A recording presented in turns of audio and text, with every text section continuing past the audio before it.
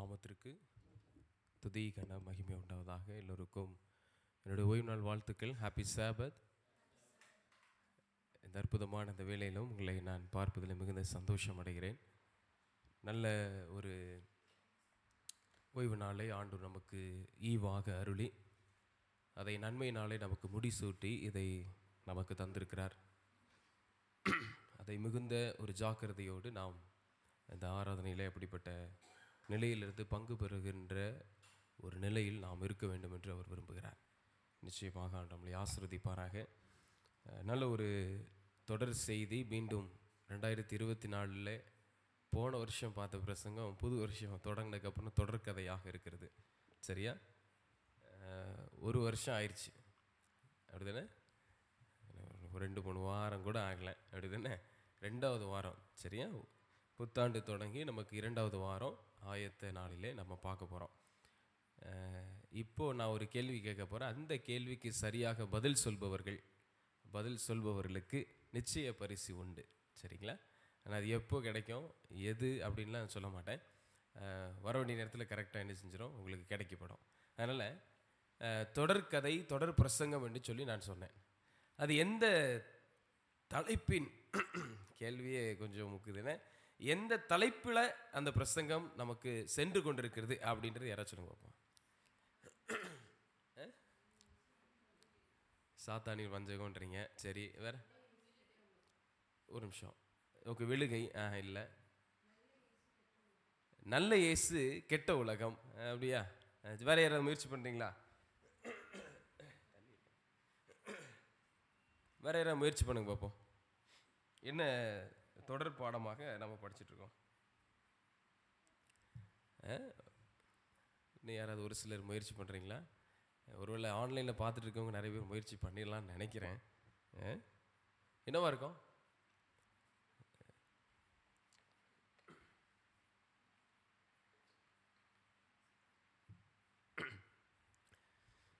Principal miss சொன்னதான் சரி. சரியா? நேரத்தை நான் ஓட விடலை, அதை நான் பயன்படுத்த ஆசைப்படுறேன். நல்ல இயேசு கெட்ட உலகம் அப்படின்னு சொன்னாங்க.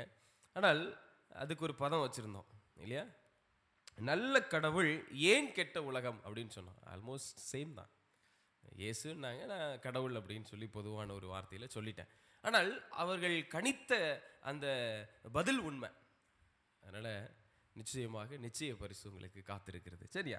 சரி, தொடர்ந்து நம்ம இந்த செய்திக்குள்ளே போவோம். இது 2வது கேள்வி. இதற்கும் நிச்சய பரிசு இருக்கிறது. எத்தனாவது வாரமாக இது நம்ம படிக்க போகிறோம்? போஸ்டர் போடுறவங்க சொல்ல வேண்டாம், உங்களுக்கு நான் அனுப்பி விட்டுட்டேன். அதை போஸ்டர் இப்போதைக்கு போட்டுறாதீங்க. தலைப்பு இன்னைக்கு போட சொல்லும்போது போடுங்க. சொல்லுங்க. 3வது வாரம். Very good. தப்பான பதில். 2வது வாரம். 4வது வாரம். 3ன்னு சொன்னாலே அடுத்த 4 கண்டுபிடிச்சிருவாங்கன்னு தெரியும். அதனால் அதை கொஸ்டின் பாஸ் ஆகி போச்சு. என்ன முயற்சி பண்ணதுக்கு ரொம்ப நன்றி. கர்த்தர் உங்களை ஆசீர்வதிப்பார். சரியா? இன்றைக்கு 4வது பகுதியாக பார்ட் 4 எபிசோடு 4 அப்படின்னு சொல்லுவோம்ல, அந்த மாதிரி 4வது பகுதியாக என்ன தலைப்பு பார்க்க போகிறோம்? மனிதனின் விழுகை, ஃபால் ஆஃப் மேன் அப்படின்னு சொல்லிட்டு ஒரு தலைப்பில் நம்ம பார்க்க போகிறோம். இதுக்கு முன்னாடி பார்க்கும்போது கடவுள் எப்படி இந்த கெட்ட உலகம்னு சொல்கிறோமே, நல்ல கடவுள் தானே, எப்படிப்பட்டவர், அவருடைய குணம் எப்படின்னு நம்ம படித்தோம். தொடர்ச்சியாக அப்படியே படிச்சுட்டு இருக்கும்போது தேவன் தப்பு செய்யலை, இதுக்கு அதாவது தீமைக்கு அவர் காரணம் இல்லை, வேற யாரோ ஒருத்தர்னு சொல்லி கண்டுபிடிச்சோம். அவர் யாரு? அது யாரு? சாத்தான் கண்டுபிடிச்சோம். அப்போ அவனுடைய தந்திரம் என்ன, அவனுடைய வாழ்க்கை சரித்திரம் என்ன, எப்படி வந்தான், அவனுடைய தோற்றம் எப்படி இருந்துச்சுன்னு சரித்திரத்தை பார்த்தோம். இப்படியே தொடர்ந்து வரும்போது அடுத்தது எங்கே வருதுன்னா மனுஷனுக்குள்ளே கொண்டு போகுது. இப்போ இந்த உலகம் எப்படி படைக்கப்பட்டுச்சுன்னு தொடங்கி இன்னைக்கு மனிதனுடைய விழுகை வரைக்கும் நம்ம என்ன செய்ய போகிறோம் பார்க்க வந்துட்டோம். நாளைக்கு திருவிருந்து ஆராதனை ஞாபகம் இருக்கா? இந்த செய்தி அந்த திருவிருந்து ஆராதனைக்கும் இணையக்கூடிய ஒரு தன்மை இருக்கிறது. நான் ஏதாவது ஒரு ஸ்பெஷலாக திருவிருந்து ஆராதனைக்கு ஏற்ற ஒரு பகுதியை தொட்டு பேசலான்னு நான் முயற்சி செய்தேன். ஆனால் இதையே நான் படிச்சுட்டு இருக்கும்போது இதுவும் அதற்கு ஒப்பிட்டு தான் பேசுது. ஏன்னா இதை யாரை பற்றி பேச போகிறோம்? இன்றைக்கி மனிதனை பற்றி, நம்மளை பற்றி தான் படிக்க போகிறோம். அப்போ எதுக்கு வித்தியாசமான செய்தி, ஒரு சிறப்பு செய்தி வேண்டும்? இதனுடைய தொடர்கதையை நாம் படித்தாலே இதனுடைய அர்த்தம் நமக்கு நன்றாக புரியுமே அப்படின்னு சொல்லிட்டு நான் யோசிக்க ஆரம்பித்தேன். தொடர்ந்து ஒரு ஜெபத்தோடு நாம் படிப்போம். கண்களை மூடி ஜெபம் செய்வோம். பரிசுத்தமும் கிருபை நிறைந்த எங்கள் அன்புள்ள நல்ல ஆண்டவரே, இந்த ஆசீர்வதிக்கப்பட்ட இந்த ஓய்வு நாளுக்காக உமக்கு நன்றி செலுத்துகிறோம். இந்த ஆயத்த நாளிலும் உம்முடைய சமூகத்தில் நாங்கள் கூடி இந்த வார்த்தையை நாங்கள் தியானிப்பதற்காக காத்திருக்கிறோம். அடியானை மறைத்து நீங்கள் வெளிப்படுத்துங்கப்பா. உங்களுடைய கிருபையும் உங்களுடைய இரக்கமும் இந்த இடத்துல நாங்கள் பார்ப்பதற்கு கர்த்தர் எங்களுக்கு உதவி செய்யும்படியாய் ஒவ்வொரு வசனங்களும் அடுத்தடுத்து மேற்கொண்டு நாங்கள் கேட்க இருக்கக்கூடிய வார்த்தைகள் எல்லாம் என் மூலமாக என் ஆவியானவர் உணர்த்தும்படியாக நாங்கள் ஜெபிக்கிறோம். இயேசுவின் நாமத்தில் ஜெபிக்கிறேன் நல்ல பிதாவே, ஆமென். சரி, மனிதனின் விழுகை. இந்த மனிதனுடைய விழுகை எப்படியெல்லாம் இருக்குது அப்படின்னு சொல்லும்போது, பொதுவாக ஒரு மனுஷன் நடந்து போகிறாங்க அப்படின்னா விழுந்துட்டாங்கன்னா என்ன சொல்லுவோம்? விழுந்துட்டாங்கன்னு என்ன சொல்லுவோம்? விழுந்துட்டாங்கன்னு சொல்லுவோம். எவ்வளோ அழகான பதில் பார்த்தீங்களா? ஒருவேளை இப்போ நம்மளுடைய சபையை க்ளீன் பண்ணிகிட்டு இருக்கும்போது கூட 2-3 பேர் அப்படியே டைவ் அடித்தாங்க. ஏன்னா சொன்னேன் மெதுவாக ஓடுங்கன்னு. ஆனாலும் சில நேரத்தில் சின்ன பிள்ளைகளும் கீழே விழுந்துச்சு, பெரிய ஆள் ஒரு 2-3 பேர் ஒருத்தர் கீழே விழுந்துட்டாப்புல. சரியா? அப்போது அவர் விழும்போது நம்ம என்ன சொன்னோம்? பார்த்து, சூதானம், கவனம், நிதானமாக போங்க, இது பிரச்சனைக்குரிய இடம், ஏன்னா தண்ணி இருக்குது, கால் வலிக்கி விட்டுரும், கொஞ்சம் பொறுமையாக போங்க அப்படின்னு நம்ம என்ன செஞ்சுருப்போம்? சொல்லியிருப்போம். அவர்கள் கேட்டிருக்கலாம், கேட்காமலும் இருந்திருக்கலாம், ஆனால் வலிக்கு விழுந்துட்டாங்க.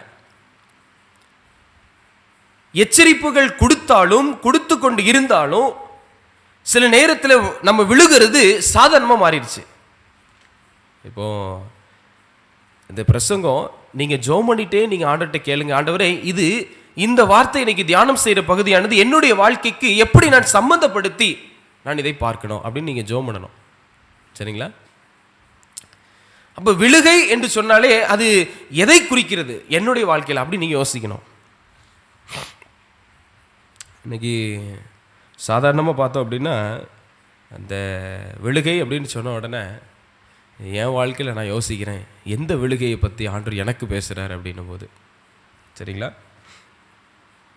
அழகான ஒரு ஏதேன் தோட்டம் என்று வேதத்தில் கொடுக்கப்பட்டிருக்கு, அப்படி தானே?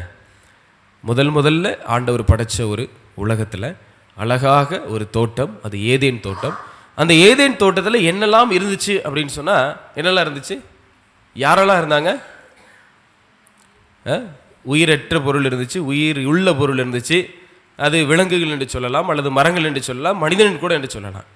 அதில் மனிதர்களை படைத்த பிற்பாடு ஆண்டவர் சில விஷயத்தை சொல்லி கொண்டு வரும்பொழுது ஒரு காரியத்தை சொன்னார். இங்கே இருக்கிறது எல்லாத்தையும் நீங்கள் என்ன செய்யுங்க? பயன்படுத்திக்கோங்க, இதில் இருக்க எல்லாமே உங்களுக்கு தான் அப்படின்னு சொல்லிட்டு ஒரு மரத்தின் பக்கம் நின்று கொண்டு ஒரு வார்த்தையை அவர் சொன்னார். என்ன மரம்? ஆப்பிள் மரம், ஜீவ விருட்சத்தின் கனி. அந்த மரம் பக்கம் போயிட்டு ஆண்டவர் சொன்னார், எப்பா நீ இந்த இடத்துல இருக்கக்கூடிய இந்த தோட்டத்தில் இருக்கக்கூடிய அத்தனை மரத்தினாலும் என்ன செய்ய? நீ சாப்பிடு, எதை வேண்டுமானாலும் சாப்பிடு. ஆனால் இந்த நடுவில் இருக்க பார்த்தியா, இந்த ஒரே ஒரு மரத்தை மாத்திரம் என்ன செஞ்சிரு? விட்டு இதை சாப்பிடாத அப்படின்னு சொல்லி சொன்னார். அந்த மரத்துக்கு பெயர் நன்மை தீமை அறியத்தக்க ஒரு விருட்சம். யோசிச்சு பாருங்க. ஆதியாகமம் 2ஆம் அதிகாரம் 16வது வசனத்திலிருந்து நம்மளுடைய தியானம் ஆரம்பிக்கிறது. ஆதியாகமம் 2ஆம் அதிகாரம் 16வது வசனத்தை யாராவது வாசிங்க.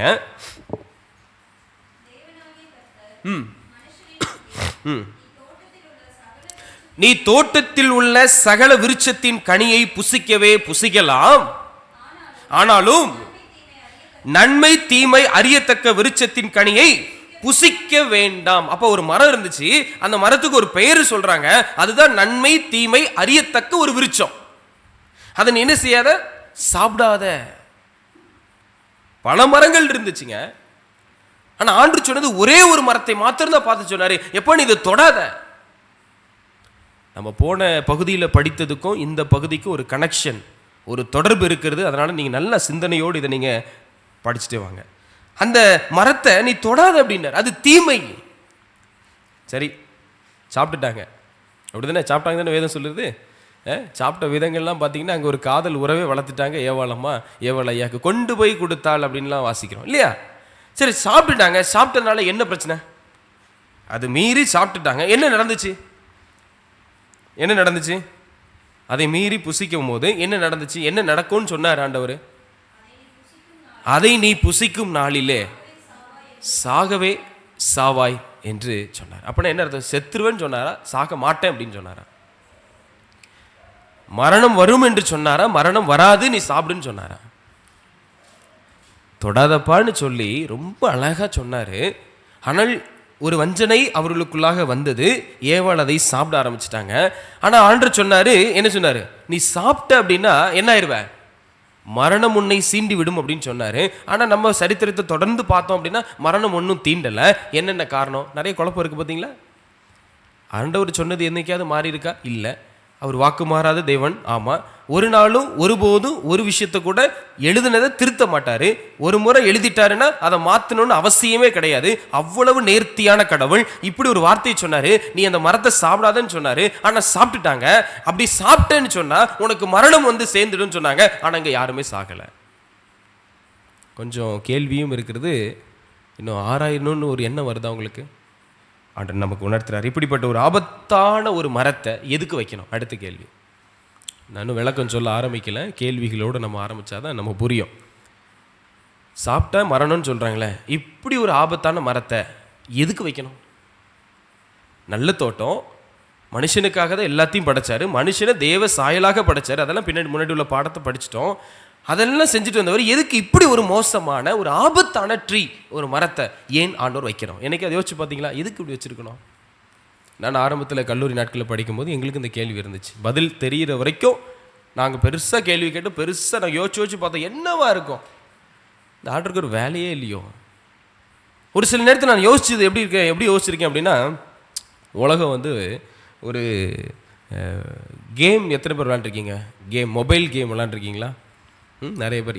எந்த கேம்னாலும் சரி, பர்டிகுலராக எந்த கேம்லாம் நான் சொல்லலை, ஏதோ ஒரு கேம். பட்டன் ஃபோன்லேயே நிறைய பேர் ஸ்னேக் கேம்லாம் இருக்குது, பாக்ஸ் கேம்லாம் இருக்குது, அதெல்லாம் இருக்குது. ஒரு கேம் வச்சுக்கோங்க. நான் அப்படி தான் திங்க் பண்ணி பார்த்தேன், யோசித்து பார்த்தேன். இந்த உலகம் ஒரு விளையாட்டு பொம்மை மாதிரி நினைக்கிறேன். அந்த உருண்டை அதுக்குள்ளே போட்டு மனிதனை ஆண்டு உருட்டி உருட்டி எடுக்கிறாரோ அப்படின்னு நினச்சேன் நான். ஸ்கியூபு ஞாபகம் இருக்கா? இந்த கலராக சேர்ப்பாங்களே, உருட்டுன்னு உருட்டி எதையாவது ஒரு கலர் ஒரு பக்கமாக சேர்க்கறதுக்கு என்ன செய்வாங்க? முயற்சி பண்ணுவோம். சிகப்பு கலர் எல்லாம் ஒரு பக்கம், மஞ்சள் கலர்லாம் ஒரு பக்கம், பச்சை கலர்லாம் ஒரு பக்கம், வெள்ளை கலர்லாம் ஒரு பக்கம், அப்படின்னு முயற்சி பண்ணி எல்லாம் ஒரே கலரில் வரணும்னு சொல்லி சேர்ப்போம். அதுக்கு போட்டு உருட்டுன்னு உருட்டுவாங்க. அது கீழே மேலே சைடில் அந்த பக்கம் இந்த பக்கம் அப்படி எல்லாம் சுற்றி பார்த்து திடீர்னு கடைசி ஒரு இடத்துல தெளிவாக வந்து நிற்கும். அந்த மாதிரி யோசிச்சு பார்த்த கடவுள் என்னை அழகாக படைத்திருக்கிறார், அறிவோடு படைத்திருக்கிறார், ஞானமெல்லாம் கொடுத்தார், அவரை போல சாயலாக படைச்சு வச்சாரு. இத்தனையும் கொடுத்துட்டு ஒரே ஒரு விஷயத்தை சொல்லிட்டாரு, சென்டரில் இருக்கிற ஒரு மரத்தை மட்டும் விட்டுருப்பா, இதை மட்டும் சாப்பிடாத, சாப்பிட்டேன்னா உனக்கு என்னமோ வந்துடும். அதான் என்னோட கேள்வி. இவ்வளவு நேர்த்தியாக படைத்த ஆண்டவர் ஏன் இந்த ஒரு ஆபத்தான மரத்தை வைத்தார்? யோசிச்சு பாருங்க. இன்னைக்கு ஏன் இங்கே ஆண்டவர் அந்த இடத்துல வச்சாரு? அது வைத்தது மாத்திரமல்ல, அது எப்படி இருந்துச்சுன்னு சொன்னால், அது ஒரு சோதனையை அனுபவிக்கக்கூடிய, சோதனையை அதாவது எனக்கு வரக்கூடிய ஒரு விளைவை கொண்டு வந்துச்சு. அப்படி தானே? ஏவலமாக்கு ஒருவேளை அங்கே ஒரு 100 மரம் இருக்குன்னா 99 மரத்தையும் சாப்பிட்டு ஒரே ஒரு மரத்தில் உள்ள கனியை மட்டும் நீ புசிக்காதன்னு சொன்னார, அந்த ஒரு மரமும் வைக்காமல் விட்டுருந்தா பிரச்சனை வந்திருக்குமா? பாவம் வந்திருக்குமா? அப்போ இப்போ கூட தப்பு யார் மேலே நம்ம சொல்லுவோம்? சொல்லுங்க, கடவுள் தானே சொல்கிறோம். நானும் அப்படி தான் நினச்சேன். எல்லாத்துக்கும் காரணம் இந்த கடவுள் தான். எல்லாத்துக்கும் பிரச்சனையே அவர் தான், மூல காரணமே அவர் தான். கோபம் வந்தது கூட நம்மளுடைய வீட்லேயும் அப்படி தான். சில நேரத்தில் இந்த கடவுள்லாம் எதுக்கு இருக்கிறாரு? இத்தனை நாள் நம்பி என்ன பிரயோஜனம்? ஏன் இந்த கடவுள் இருக்கு? அதை நம்ம ஆரம்பத்திலே படிச்சோம் இல்லையா? நல்ல கடவுள் ஏன் கெட்ட உலகம்? யோசிச்சு பார்க்கணும். தொடர்ந்து பார்க்கும்போது இந்த நல்ல தெய்வம் ஏன் இப்படிப்பட்ட காரியத்தை செய்தது அப்படின்னு சொல்லி யோசிக்கும் போது, அந்த கடவுள் அப்படி செய்யலை. போன முறை நம்ம பகுதியில் படிக்கும்போது பரலோகத்தில் ஒரு யுத்தம் வந்துருச்சு. அந்த சண்டை நடக்கும்போது மிகாவேலும் அவரை சேர்ந்த தூதர்களும் வந்து சண்டை போட்டாங்கன்னு சொல்லி பார்த்தோம். அதில் 1/3 பங்கு தேவதூதர்கள் வானத்திலிருந்து தொப்புன்னு கீழே வந்துட்டாங்கன்னு சொல்லி பார்த்தோம் இல்லையா? அந்த ஒரு சண்டை வரும்போது அந்த சண்டைக்கு காரணம் என்ன? எதனால் அந்த பிரச்சனை வந்துச்சு? யாராவது சொல்லுங்க பார்ப்போம், கவனிச்சவங்க சொல்லுங்க. எதனால் வந்துச்சு? சாத்தான் ஒரு பிரச்சனையை கொண்டு வந்தான்ல, அந்த சண்டைக்கு காரணம் என்ன? ஆசை, பெருமை, பேராசை, பொறாமை, கொழுப்பா, தொழுகை, சாரி இல்லை, ஒருவேளை கொழுப்பும் தான் அவனுக்கு இல்லையா? நல்ல மனுஷனை படைச்சு கேருபாக காப்பாற்றுவதற்காக உண்டாக்கப்பட்ட ஒரு நல்ல தூதனை போயிட்டு படைச்சு வச்சிருந்தாரு. ஆனாலும் அவனுக்கு இருந்து ஒரு வகை கொழுப்பு கூட சொல்லிடலாம் இல்லை? தொழுகை பிரச்சனை, என்னதான் வணங்கணும். அங்கே பிரச்சனை வரும்போது ஒரு உதாரணத்துக்கு ஒரு கதை நான் சொன்ன ஞாபகம் இருக்கா? Bank manager, assistant bank manager, அவங்க 2 பேருக்குள்ள ஒரு வார்த்தை போட்டு விட்டான்ல. என்னதை போட்டான்? இந்த இறைவன், இந்த கடவுள், இந்த இயேசு பெருமான் நமக்கு கட்டுப்பாட்டுகளை விதிக்கிறாரு, சுதந்திரத்தை தரவில்லை அப்படின்னு ஒரு தப்பான கூற்றை அவன் வைத்தான். சரி பாஸ்டர், இதுக்கும் நம்ம படிச்சுட்டு இருக்கிற இதுக்கும் என்ன சம்பந்தம் அப்படின்னா, அந்த மரம் ஏன் அப்படின்னு ஒரு கேள்வி கேட்டோம் பார்த்தீங்களா? எதுக்கு அந்த மரத்தை வச்சார் அப்படின்னா, அவர் அப்போவே நமக்கு என்ன தந்தார் அப்படின்னா, தெரிந்தெடுக்கும் உரிமையை நமக்கு கொடுத்தார். விளங்கிட்டீங்களா? பவர் ஆஃப் சாய்ஸ் என்று ஆங்கிலத்தில் சொல்வார்கள். அப்போவே ஆண்டவர் தெரிந்தெடுக்கக்கூடிய ஒரு உரிமையை தந்தார், சுதந்திரத்தை அப்போவே தந்தார். நமக்கு எப்போ சுதந்திரம் கிடைச்சிருச்சு? 1825 சுதந்திரம் கிடச்சி. அப்போ தான் பாஸ் சீக்கிரம் பிரசங்கம் முடிச்சுட்டு போனார் இல்லையா? அதனால இல்லையா? 1947 இன்னைக்கு சுதந்திரம் கிடச்சின்னு சொல்கிறோம். ஆனால் ஆண்டவர் சுதந்திரம் அப்படின்ற ஒரு விஷயத்தை எப்போ கொடுத்தாரு? ஆரம்பத்திலே கொடுத்தாரு. எப்போ? இதெல்லாம் இருக்குது. நிறைய பேருடைய எண்ணங்களும் அல்லது யோசனைகளும் அல்லது அவருடைய பதிவு எப்படி இருக்குது அப்படின்னா, இது ஆண்டவர் சோதனைக்காகவே மனுஷனுக்கு வச்சார் அப்படின்ற இல்லை.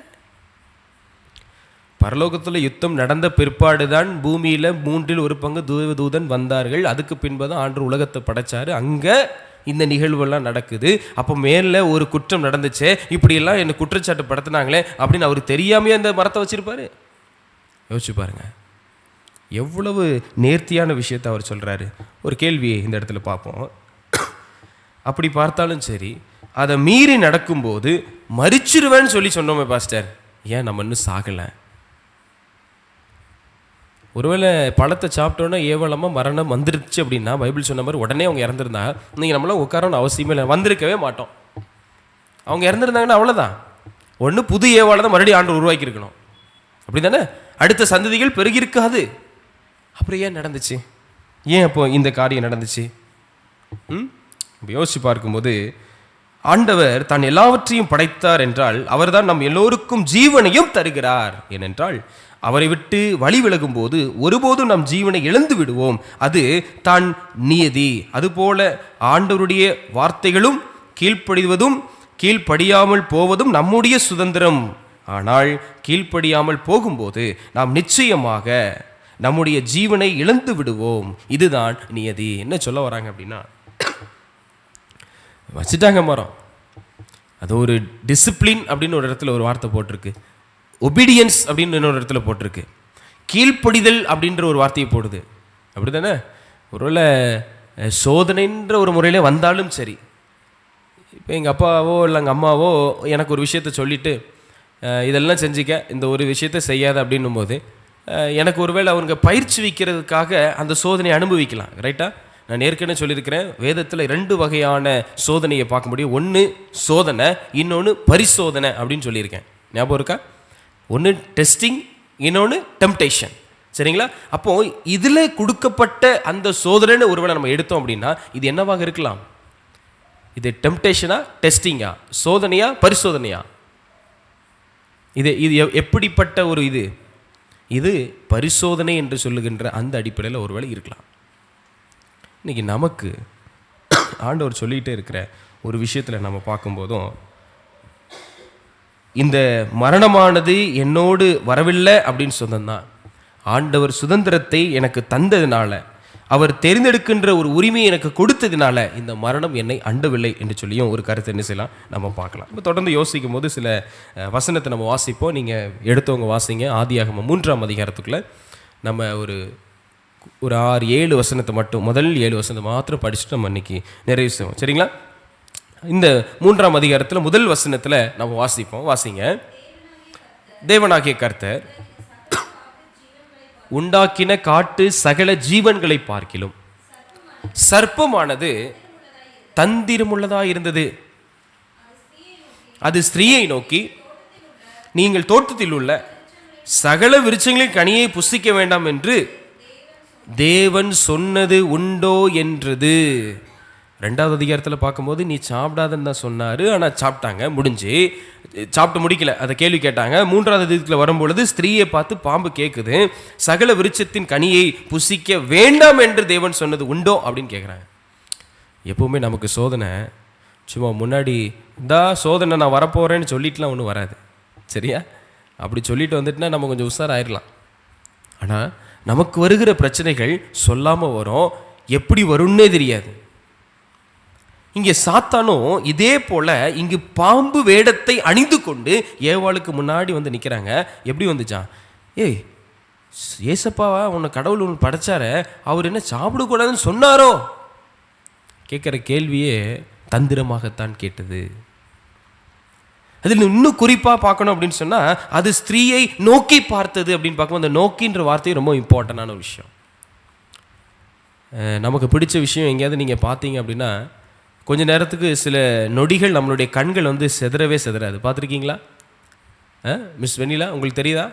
இப்போ ஒரு கடைக்கு போகிறீங்க, உங்களுக்கு உங்கள் வேலை சம்மந்தமாக மெட்டீரியல் ஏதாவது வாங்க போகிறீங்கன்னா, ஒரு ட்ரெஸ் மெட்டீரியல் நீங்கள் பார்த்துட்டீங்க, அந்த கலர்ஃபுல்லான ஒரு விஷயம் உங்கள் கண்ணுக்கு பட்டுருச்சு அப்படின்னா, இது நல்லா இருக்கே, இந்த மாடல் நம்ம யூஸ் பண்ணால் நல்லா இருக்குமே, இந்த கலரிங் நல்லா இருக்கே, இந்த எம்ப்ராய்டிங் நல்லா இருக்கே, இந்த நூல் கரெக்டாக வச்சுருக்காங்களே, தோணுமா சில நேரத்தில்? அப்போது உங்களுக்கு பிடிச்ச விஷயத்தை பார்க்கும்போதும் உங்களுக்கு பிடிக்காத விஷயத்தை பார்க்கும்போதும் வித்தியாசம் இருக்குது. அதை பிடித்ததை பார்க்கும்போது உங்களுடைய கண்கள்லேருந்து போகிற அந்த பார்வை செதறாமலே பார்த்துருக்கா? ஒரு நீங்களாம் யோசிச்சு பாருங்கள், மற்றவங்களும். ஒரு உதாரணத்துக்கு சொல்கிறேன். ஒரு நார்மலான துணி கடைக்கு போகிறோம், சட்டையை பார்க்குறோம், ஒரு பேண்ட்டை பார்க்குறோம், ஒரு ட்ரெஸ்ஸை பார்க்குறோம். நமக்கு பார்த்த மாத்திரத்தில் எனக்கு பிடித்தது என்று சொன்னால் என்னுடைய சிந்தனைகள் மாறுவதில்லை. இங்கே ஒரு மயக்கம், ஒரு நிலையிலே இந்த ஏவாளமாவும் இறந்திருக்கிறாங்க. எப்படி இருந்தாங்க அப்படின்னு சொன்னால், ஸ்திரீயை நோக்கி பார்த்த மாத்திரத்தில். எந்த ஊரில் பாம்பு பேசியிருக்கு? அப்போ உங்களுக்கு ஆச்சரியம் வராமல் இருந்திருக்கும். இந்த நோக்கி பார்த்துன்ற விஷயத்துக்குள்ள எவ்வளோ டீப்பான விஷயங்கள்லாம் இருக்குது. திடீர்னு இப்போ ஒரு பாம்பு நீங்கள் ஒரு வேளை பார்த்துடுறீங்கன்னு வைங்களேன். மிஸ், ஒரு பாம்பு பார்த்துடுறீங்க. ஹலோ மிஸ், ஹாப்பி சாபத்துன்னு சொன்னால் உங்களுக்கு எப்படி இருக்கும்? சொல்லுங்க பார்ப்போம். சாரி, அப்படி சொல்லுமா? பாம்பு பேசுமா? என்ன கபிலன் ஏதோ சர்ச் பண்ணுறாரு. பாம்பு பேசுமா? பைபிளை நம்புறீங்களா? பைபிள் நம்புறீங்களா? ஆதியாகமம் நம்புறீங்களா? மூணாம் அதிகாரத்தை நம்புறீங்களா? முதல் வசனம் சொல்லியிருக்கேன். இப்போ நீங்கள் பாம்பு பேசலை, நீங்கள் இங்கே பேசியிருக்குதே. இப்போ நீங்கள் பேசலன்னு சொன்னால் நீங்கள் பைபிளை நம்பலன்னு அர்த்தம். என்ன பாஸ்டர் இதுக்கு அதுக்குன்னு சொல்லி எங்கேயோ கொண்டு வரீங்க? யோசிச்சு பாருங்கள்.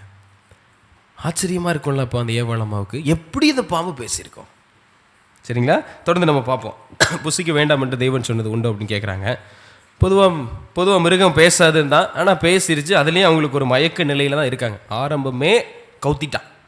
இன்றைக்கி நம்மளுடைய வாழ்க்கையிலையும் நீங்கள் எட்டி ஒரு விஷயத்தில் குதிக்கும் போதே உங்களை கவுத்திட்டான்.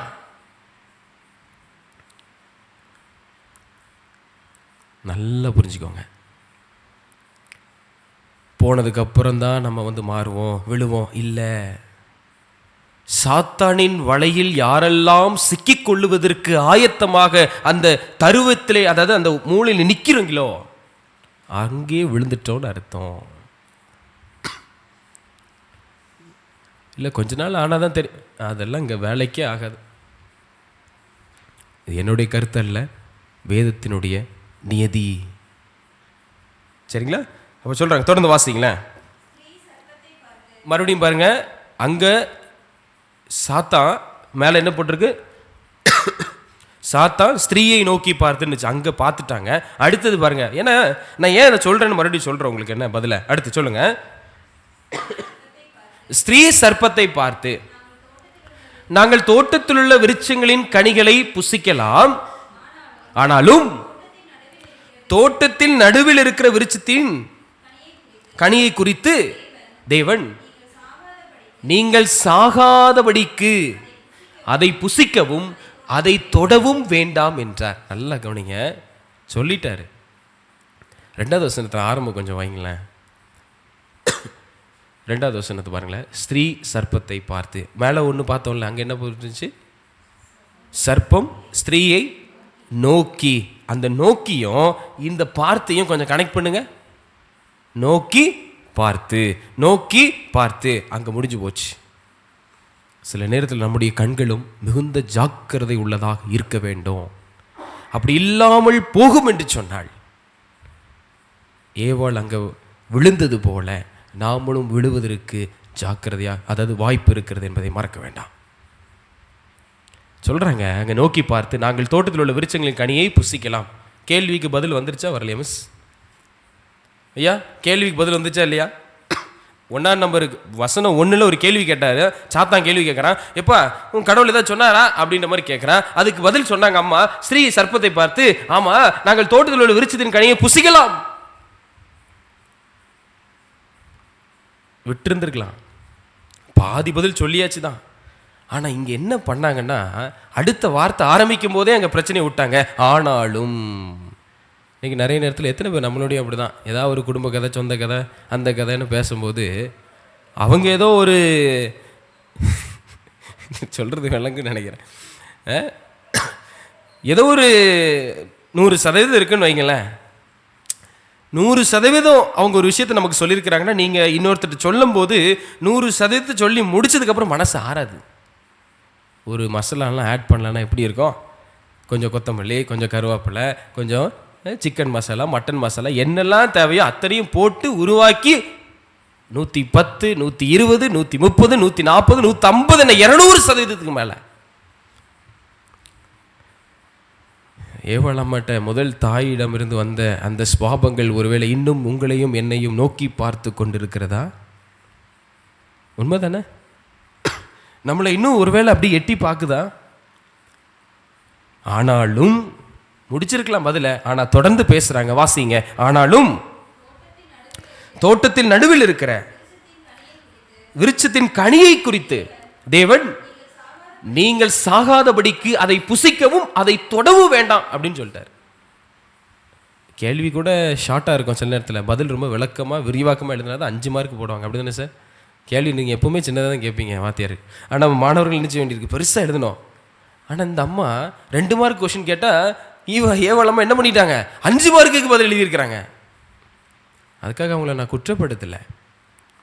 அவர்கள் நின்ற இடங்கள் அப்படிப்பட்ட சூழ்நிலையை உருவாக்கி இருக்கிறது. இன்றைக்கு நமக்கும் ஒரு எச்சரிப்பின் தூதாகத்தான் வேதத்தில் ஒருவேளை அந்த சம்பவங்கள் நமக்கு கொடுக்கப்பட்டிருக்கலாம். யோசிச்சு பாருங்க, இன்னைக்கு நான் என் வாழ்க்கையில் எந்த நிலையிலிருந்து எப்படி நான் அமைப்புக்குள் இருக்கிறேன். இவளுடைய மனசு ரொம்ப குழம்பி போயிருக்கும் அந்த இடத்துல. என்ன செய்யறதுன்னு தெரியல. ஏற்கனவே ஒரு ஷாக், பாம்பு எப்படி பேசிருக்கு, ஒரு விலங்கு எப்படி பேசினது, அந்த ஒரு அதிர்ச்சியில் இருந்தாங்க. அது பேசினது மட்டுமல்ல, தொடர்ந்து நம்ம லைஃபுக்குள்ள நடக்கிற விஷயத்தை பற்றி ஒரு கேள்வியாக கேட்குதே, ஒருவேளை அதிர்ந்து போயிருக்கலாம். பைபிள் இதெல்லாம் போடலை, நான் யோசிச்சு பார்க்குறேன். இதெல்லாம் இது கற்பனை அல்ல, கற்பனையாக இருந்தாலும் கூட இப்படியெல்லாம் நடந்திருக்க கூடும் என்று நான் யோசிக்கிறேன், விசுவாசிக்கிறேன். ஏன்னா அங்கு பாம்பு தந்திரமாக இருந்துச்சுன்னு அப்படிதான் ஆண்டவர் சொல்றாரு. அதை பார்த்த மாத்திரத்தில், நோக்கி பார்த்த மாத்திரத்தில் அவர்களுக்கும் எப்படி இருந்துச்சு, யோசிக்கக்கூடிய நிலையில தான் இருந்துச்சு. நமக்கும் இப்படி தாங்க இன்னைக்கு அநேகர்கள் எழும்புகிறார்கள். நம்மளும் ஜாக்கிரதையா இருக்கணும், நம்மளும் ஜாக்கிரதையா இருக்கணும். தொடர்ந்து வாசிங்க. மறுபடியும் பதிலா விடவே இல்லை. அந்த நோக்கி பார்த்துன்ற கனெக்ஷன் ஒரு முறை பார்த்துட்டீங்கன்னு வைங்களேன், முடிஞ்சிருச்சுன்னு அர்த்தம். அதான் தொடர்ந்து சொல்லிட்டே வராரு. அப்பொழுது சர்ப்பம் ஸ்திரீயை நோக்கி, நீங்கள் சாகவே சாவதில்லை. யார் சொன்னா நீங்க செத்து போயிருவீங்கன்னு? யார் சொன்னது? ஆண்டவர் என்ன சொன்னார்? தெளிவாதானே சொன்னார். எப்போ நீ சாப்பிட்டானா செத்து போயிடுவேன். ஆனால் இங்கே சாகவே சாவதில்லை அப்படின்ட்டாங்க. தொடர்ந்து வாசிங்க. நீங்கள் இதை புசிக்கும் நாளிலே உங்கள் கண்கள் திறக்கப்படும் என்றும் நீங்கள் நன்மை தீமை அறிந்து தேவர்களைப் போல் இருப்பீர்கள் என்று தேவன் அறிவார் என்றது. இதில் வேணா நான் ஒன்றும் அதை அப்ரிஷியேட் பண்ணலை. பாம்பை ஒன்றும் நான் சொந்தம் கொண்டாட வைக்கல. சாத்தானை கொஞ்சம் ஓப்பனாக உண்மையாகவே சொல்லிட்டான். இந்த இடத்துல மட்டும் ஆரம்பத்தில் பொய் சொல்லி தான் ஆரம்பிக்கிறாங்க. ஆனால் இங்கே சொல்லும் போது நீங்கள் நன்மை தீமை அறிந்து தேவர்களை போக இருப்பீங்கன்னு சொல்லி தேவனதை அறிவார் அப்படின்றது சொல்லிட்டு தெரியுது. கடவுளுக்கு தெரியும், நீ இவ்வளோ சாப்பிட்டீங்கன்னா கடவுளை மாதிரி மாறிடுவீங்க அடுத்தது அப்படின்னு சொல்லிட்டு அது கடவுளுக்கும் தெரிஞ்சிடும்ன்றதையும் பதில் சொல்லிடுச்சு. இங்கே தான் ட்விஸ்ட் வச்சுது. நீங்கள் இதை புசிக்கும் நாளிலே உங்கள் கண்கள் திறக்கப்படும் என்றும். அப்போ அது வரைக்கும் கண்ண முடியா இருந்தாங்க. பைபிளில் எங்கேயா போட்டிருக்கேன் ஆதாம் ஏவாள் கண் இல்லாமல் ஆண்டவர் படைச்சார்னு போட்டுருந்துச்சா? இல்லை. இல்லை எங்கேயாவது வேலை செய்யும்போது கண்கள் இல்லாமல் தான் நடந்தாங்க, எங்கேயாவது கீழே விழுந்தாங்க, அப்படிலாம் ஒன்றுமே போடப்படலை. அப்போ என்ன புதுசாக வந்து சாத்தான் சொல்கிறான், இங்கே கண்கள் திறக்கப்படும் அப்படின்னு சொல்லிட்டு. அப்போவாது யோசிச்சிருக்கலாம், ஒருவேளை ஏவலாமா அவளை யோசிக்க முடியல. ஏனால் அவர்கள் ஆரம்பத்திலிருந்தே தந்திரத்தோடு பாம்பிடம் பேசி கொண்டிருந்தாங்க. அது தந்திரமுள்ள பாம்பாக இருந்துச்சு. இன்றைக்கி சாத்தானோ நம்மளுடைய வாழ்க்கையில் ஆரம்பத்திலிருந்தே தான் இருப்பான். இடையில கொஞ்சம் அசைஞ்சிடலாமான்னு நினைப்போம். இல்லை, ஒரு முறை நீங்கள் பாம்பை பார்த்து பாருங்கள், நகர முடியல. நம்ம லைஃப்பில் சில நேரத்தில் வாழ்க்கையில் இப்படிப்பட்ட நிலைகள் ஏற்படும். யோசிச்சு பாருங்க. தொடர்ந்து வாசிங்களேன். அப்பொழுது ஸ்ரீயானவள் அந்த விருட்சம் புசிப்புக்கு நல்லதும், பார்க்கறதுக்கு ரொம்ப பியூட்டிஃபுல்லாக இன்பமும், புத்தியை தெளிவிக்கிறதற்கு இச்சிக்கப்படத்தக்கவும் விருட்சமாக இருக்கிறது என்று கண்டு அதன் கனியை, அந்த பழத்தை பறித்து, ஹைலைட்டே இங்கே தான், அதை பறித்து தின்னுட்டு அப்படியே ஓடி இருந்தால் நாங்களாவது கொஞ்சம் நல்லா இருந்திருப்போம். அப்படியா? பெண்களை குறை சொல்லவில்லை, சரியா?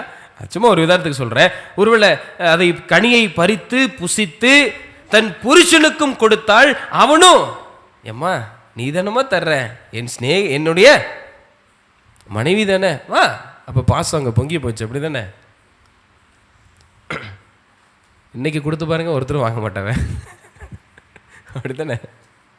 ஏன்னா உஷாராயிட்டாங்க. அப்படியா? யாருக்கு தெரியும்? வீட்டில் பெரியவங்களுக்கு தான் தெரியாது. யோசிச்சு பாருங்கள். அன்றைக்கி அப்பொழுது ஸ்ரீயானவள் அந்த விருட்சத்துக்கு புசிப்புக்கு நல்லதும். எனக்கு அது ஒரு ஆச்சரியம். இது சாப்பிட்றதுக்கு முன்னாடி இந்த வார்த்தையை சொன்னாங்களா, சாப்பிட்டதுக்கு அப்புறம் இந்த வார்த்தையை சொன்னாங்களா? சாப்பிட்டதுக்கு அப்புறமா? இதுக்கு நிச்சய பரிசுலாம் கிடையாது, சும்மா தைரியமாக சொல்லுங்கள். சாப்பிட்றதுக்கு முன்னாடியே சாப்பிட்றதுக்கு அப்புறமா? ஆஃப்டர் ஈட்டிங்கா பிஃபோர் ஈட்டிங்கா? ஜீவன் ட்ரை பண்ணுவாப்புலன்னு நினைக்கிறேன். என்ன சொல்லுது? அப்பொழுது ஸ்ரீயானவள் அந்த விருட்சம் புசிப்புக்கு நல்லதும் பார்வைக்கு இன்பமும். முதல்ல சாப்பிட்றதுக்கு நல்லா இருக்குன்றாங்க, அதுக்கப்புறம் தான் பார்க்கவே. அப்போ சாப்பிட்டதுக்கு அப்புறம் தான் பார்க்குறாங்களோ? எப்பவுமே ஒரு பழத்தை வாங்கணுன்னா பழத்தை பார்த்துக்கிட்டு சொத்தையாக இருக்கா, அழுக்காக இருக்கா, சுத்தமாக இருக்கா இல்லையான்னு பார்த்துட்டு தான் நம்ம எடுத்து வாங்குவோம். ஆனால் இங்கே என்ன போட்டிருக்கு? எடுத்த உடனே புசிப்புக்கு நல்லதும். அப்போ சாப்பிட்ருப்பாங்களா? இப்போ பார்வைக்கு இன்பமும் புத்தியை தெளிவிப்பதற்கு இச்சிக்கப்படத்தக்க விருட்சமுமாய். மூளை அப்போ தான் வேலையை செஞ்சுருக்கான் என்று கண்டு அதன் கனியை பறித்து புசித்து. சாப்பிட்டக்கு அப்புறமா சாப்பிட்டு முன்னாடியா?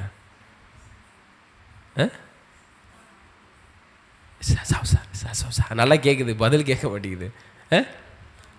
முன்னாடியா? அதன் கனியை பறித்து புசித்து. Before or after? Before or after? அப்படியா? அதான் சொன்னீங்களா? சாரி, அதான் சொன்னாங்களா சிஸ்டர்? எனக்கு ஆண்டி சாப்பிட்டு தான் கொடுத்தாங்க. ஆமாம், இல்லை ஏவாள் தான் சாப்பிட்டாங்க, அது ஓகே. பட் இவங்க சொன்னாங்களே, பார்க்குறதுக்கு ரொம்ப இன்பமும் பார்க்குறதுக்கு ரொம்ப புத்தியை தெளிவிக்கிற மாதிரி இருக்குது, இச்சிக்கப்படத்தக்க விருட்சமாக இருக்குது அப்படின்னு. அப்படி அந்த பழத்தை அப்படி என்ன சொல்லுவாங்க, ரொம்ப பெருமையாக சொல்கிறாங்களே, அது பழத்தை பார்த்த உடனே சொன்னாங்களா இல்லை சாப்பிட்டதுக்கு அப்புறம் அந்த வார்த்தையை சொன்னாங்களான்னு கேட்குறேன். சாப்பிட்றதுக்கு முன்னாடி. அதுதான் பாயிண்ட்டு. கண்ணிலேயே சாப்பிட்டாங்க. இப்படி ஒரு ஆத்தர் எழுதுறாரு. என்னன்னா கண்ணில் சாப்பிட்டான் அப்படின்னு எழுதல. ஏன் இந்த ஒரு தொடர்பு நீடித்தது என்று சொன்னால், 3ஆம் அதிகாரத்தில் முதல் வசனத்திலேருந்தே பார்த்தோம்னா, கண்களை நோக்கி பார்த்து ஒரு 5-6 டைம் வருங்க. 1ஆவது வசனத்திலேருந்து 6ஆவது வசனம் முடிகிற வரைக்கும் பார்த்தீங்கன்னா, கண்டு நோக்கி பார்த்து அங்கே முடிஞ்சு வருது. சாப்பிட்டது மாத்திரம் இல்லை, போய் புருஷனுக்கு கொடுத்தாங்க, அவரும் ஐயா வாங்கி சாப்பிட்டாரு. ரைட்டா? சரி, 7ஆவது வசனத்தை வாசிச்சு முடிச்சிருவோம். ரைட். அப்போ தான் இது ஏற்கனவே சொல்லிட்டேன். இப்போ கண்ணு திறந்துடும், தேவன் மாதிரி ஆயிடுவீங்க, உங்களுக்கு எல்லாம் தெரிஞ்சிடும், ரைட் ராங் எல்லாமே நீங்கள் அண்டர்ஸ்டாண்ட் பண்ணிக்குவீங்க அப்படின்னு சொல்லி பூசி மொழிவு கொடுத்துட்டான். இதை இவங்க சாப்பிட்டாங்க. அப்பொழுது இவருடைய கண்கள், இருவருடைய கண்களும் திறக்கப்பட்டது. கண்ணு திறந்தது மாத்திரம் அல்ல, ஒரு சம்பவம் சொல்லுது. என்ன வாசிங்க? அவர்கள் தாங்கள் நிர்வாணிகள் என்று அறிந்து அத்தி இலைகளை தைத்து தங்களுக்கு அரைக்கச்சைகளை உண்டு பண்ணினார்கள். விளங்கிட்டீங்களா? அப்போ அது வரைக்கும் ஆடை இல்லாமையா இருந்தாங்க. ஆடை இல்லாமல் தான் இருந்தாங்க. ஆனால் அப்போல்லாம் அவங்களுக்கு தெரியாத ஒரு வெட்கம், ஒரு அவமானங்கள், ஒரு என்ன சொல்கிறது, ஒரு ஷைன்னு சொல்கிறோம்ல, அதெல்லாம் இல்லாமல் இருந்திருக்காங்க. இந்த பழத்தை சாப்பிட்ட உடனே ஐயோ நம்ம ஆடையே அணியலை அப்படின்றது எப்படி தெரிஞ்சிச்சு? அப்போ அதுக்கு முன்னாடி வரைக்கும் அவங்கக்கிட்ட இருந்தது என்ன தெரியுமா? நீதியின்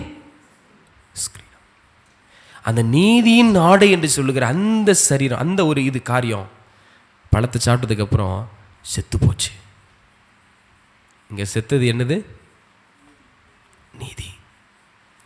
அந்த காரியம் அன்னைக்கு உடைச்சு போச்சு. இன்ன வரைக்கும் தேடிக்கிட்டே இருக்கிறோம்.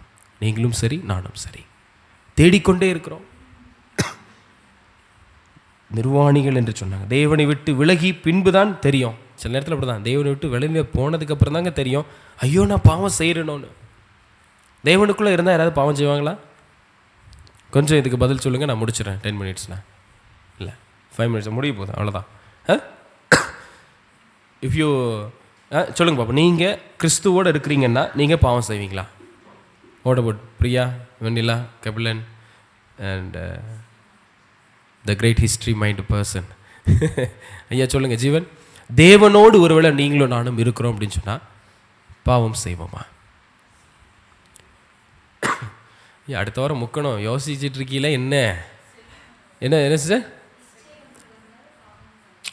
See, my question was, if you, நீங்கள் தேவனோடு இருந்தீங்கன்னு சொன்னா,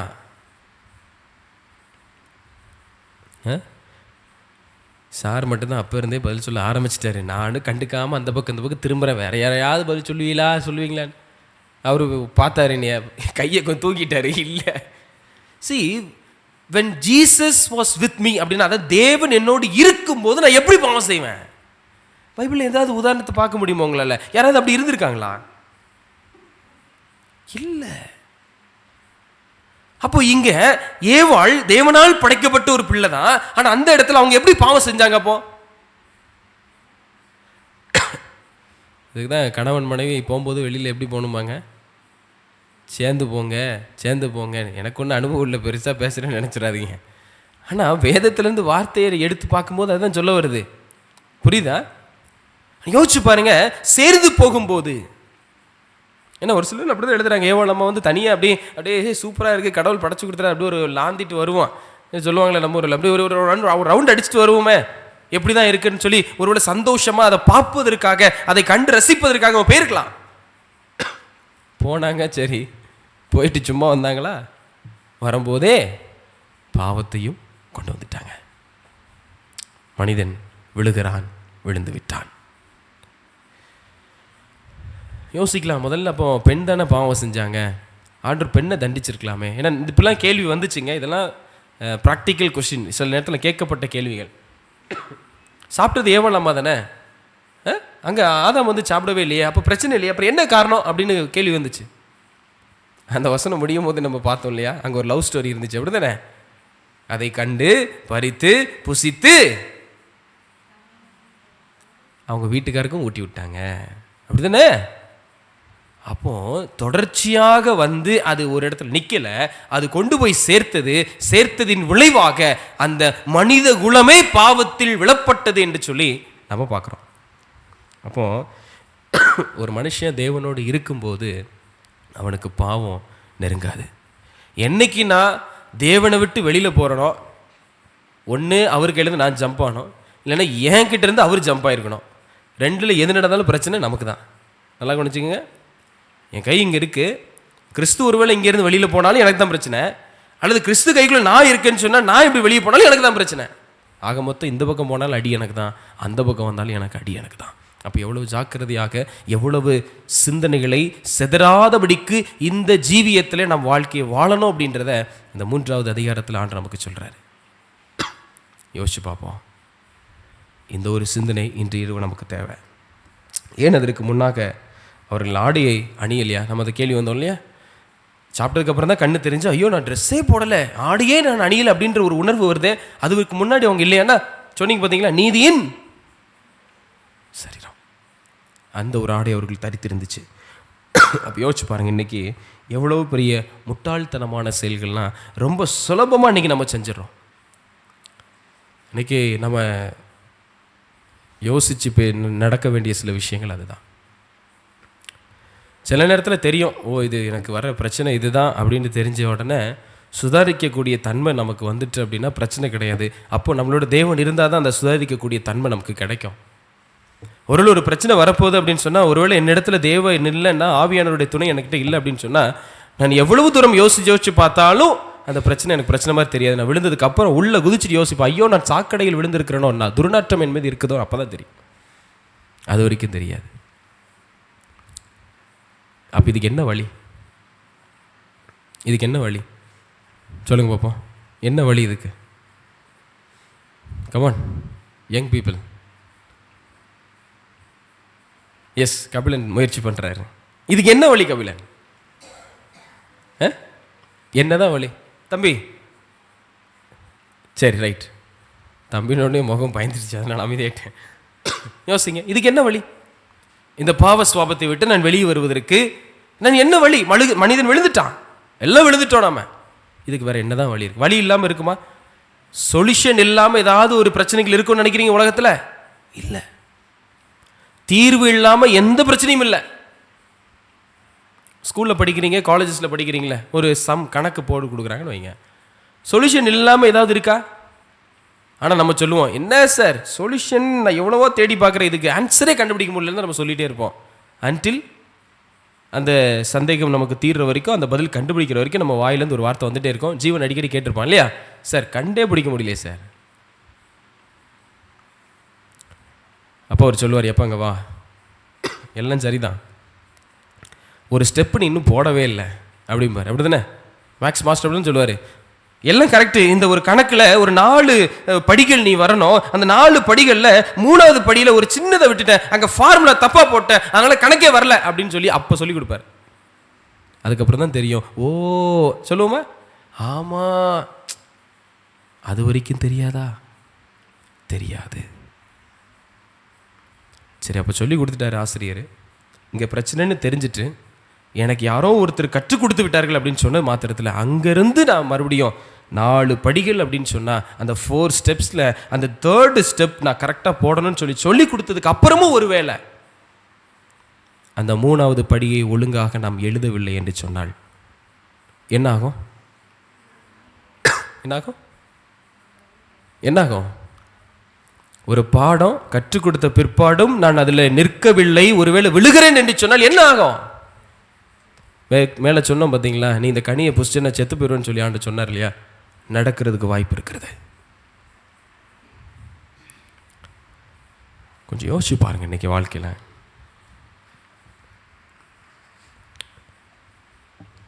ஏதோ என்னுடைய ஆதி தகப்பன் சரி தப்பு செஞ்சிட்டாங்க, உட்பட்டோம், இத்தனையும் எனக்கு முத்துக்கள் போல என் கண்களுக்கு முன்பதாக வேதங்கள் எல்லாம் பாடமாக விளக்கமாக கொடுத்த பிற்பாடும் கரண்ட் இல்லாமல் ஒரு கரண்ட் இல்லைங்க, ஒரு இடத்துக்கு போன அனுப்புனா நீங்கள் கேட்குறது நியாயம், எனக்கு ஒரு டார்ச் லைட் கொடுங்க, இல்லாட்டி ஒரு மெழுகுவத்தி கொடுங்க, இல்லைன்னா கரண்ட் வரட்டும் அப்புறம் போகலான்னு சொல்லலாம். உங்கள் முன்னாடி டார்ச் லைட் இருக்குது, மெழுகுவத்தி இருக்குது, கரண்ட் இருக்குது, யூபிஎஸ் கூட இருக்குது. விளங்குறீங்களா? இத்தனை வசதிகளும் நம் கையில் இருந்தும் ஒருவேளை எனக்கு நான் போக மாட்டேன் அப்படின்னு சொன்னால் நீதியை ஒரு நாள் நம்மளால் தேடிக்கிடவே முடியாது. அதான் இயேசுப்பா மறுபடியும் சொல்கிறாரு, அப்பா ஜாக்கிரதையாரு.